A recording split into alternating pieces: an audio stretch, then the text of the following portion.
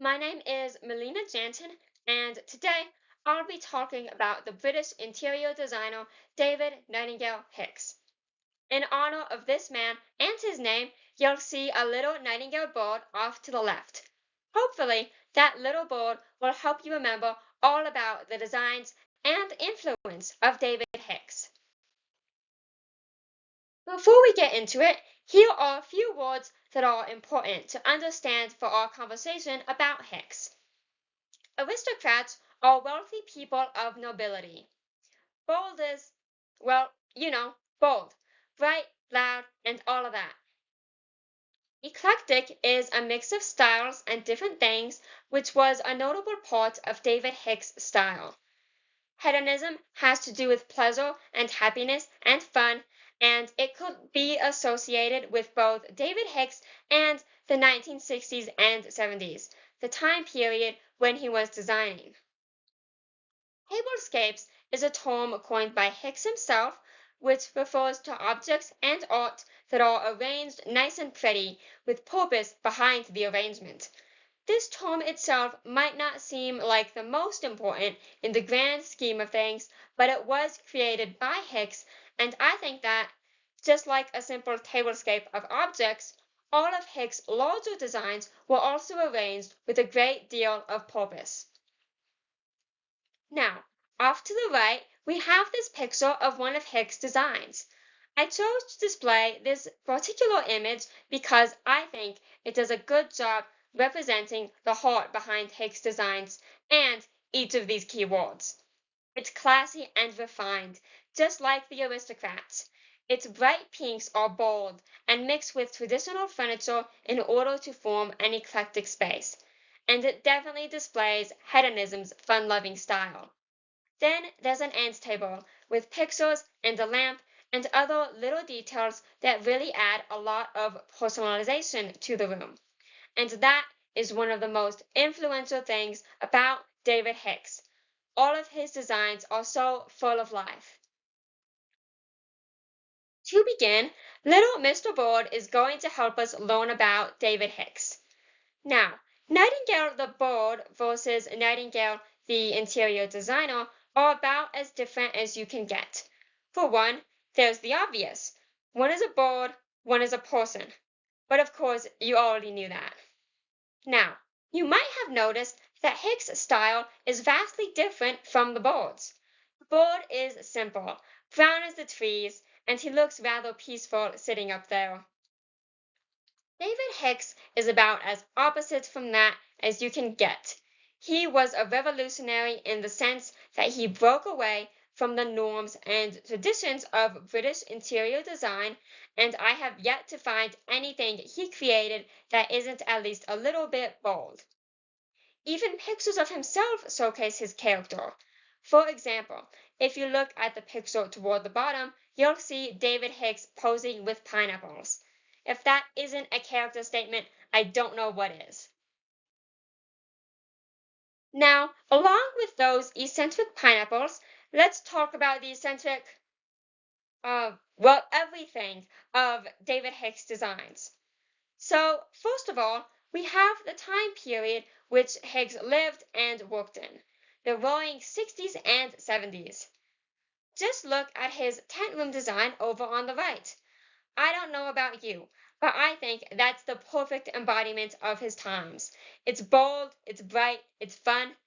It's a tent that you might do some dumb stuff in if you're not refined, like swing from that chandelier up there. Now I kind of want to go swing from the chandelier. But anyways, let's talk about fame. But not all fame, of course, because college students are like the most unfamous people on the face of the planet. So, David Hicks' fame. He had a bit of an advantage because he knew rich people and he worked for them. He even married one of those rich people. Or at least I assume she was rich because she was a noble lady and she was also the daughter of Lord and Lady Mountbatten, who were part of the British royal family. And so her high status allowed her to help her husband form many professional connections. But although these connections helped his career, they are certainly not the only reasons he is famous.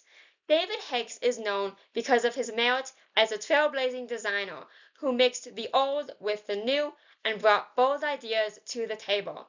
That said, it is no surprise that his work spread to offices and boutiques across 8 different countries. On that note, let's talk about this beautiful style that was able to spread so far and wide. Now, when someone looks at David Hicks' designs, they might not be able to decide whether they are modern or traditional. That is because, usually, they are both. Now, of course, certain designs lean more on the modern side, while other designs might be more traditional.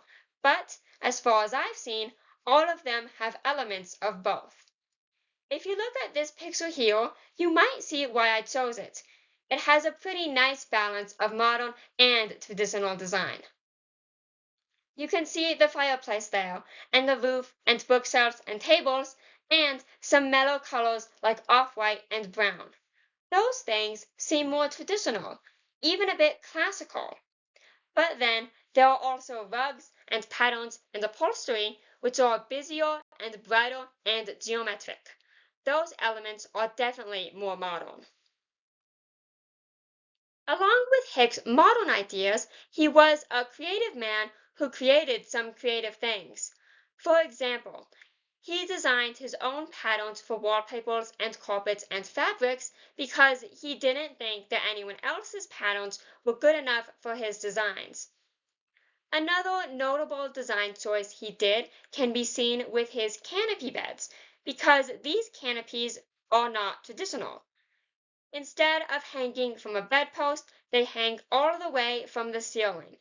With this, the canopies became a very prominent part of his bedroom designs since they are a large focal point and reflect the overall mood and design of the room.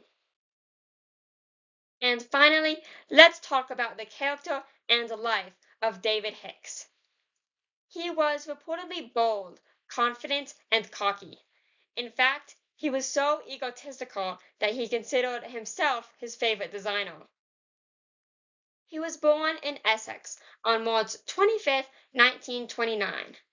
When he was older, he attended the Charterhouse School in Surrey and the Central School of Arts and Crafts in London.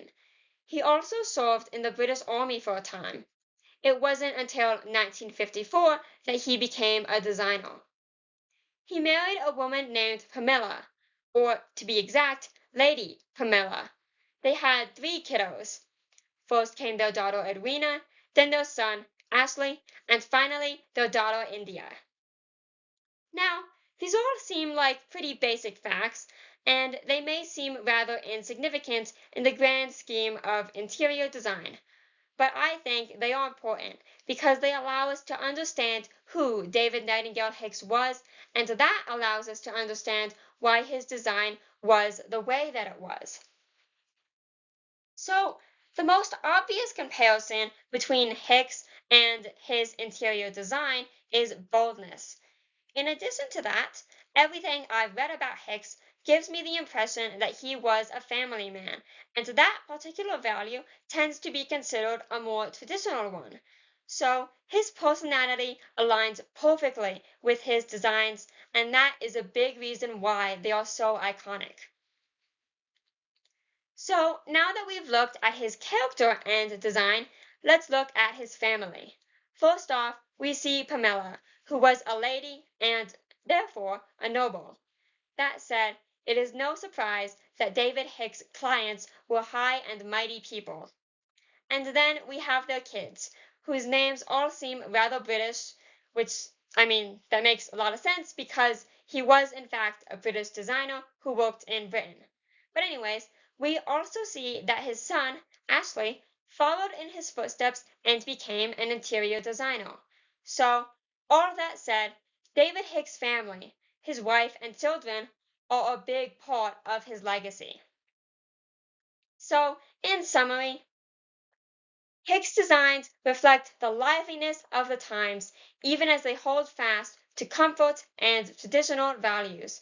They are innovative and unique, showing how design can reflect the personality and character of its designer, as well as the time in which it was built and the culture of historic times. Hicks' designs showcase his own character, and, all in all, it is clear that David Nightingale Hicks created things which show us just how unique and beautiful interior design can be.